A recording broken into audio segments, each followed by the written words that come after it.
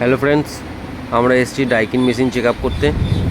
Customer বলছে দাদা মেশিনটা চালাচ্ছি গরম হাওয়া দিচ্ছে, তো একটু ওয়েট করুন, আমি আপনাকে বলছি মেশিনটা কেন গরম হাওয়া দিচ্ছে। যাই আগে ছাদে আউটডোর দেখতে।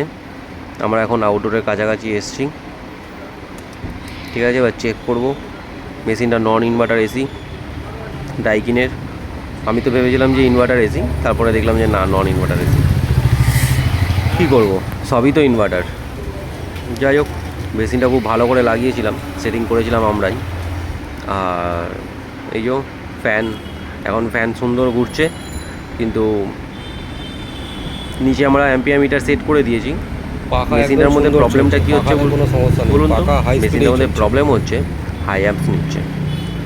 আমি ফোন লাগালাম, জিজ্ঞাসা করলাম কতটা অ্যাম্পস নিচ্ছে, তখন ওরা বললো যে হাই অ্যাম্পস নিচ্ছে 27.5 এরকম।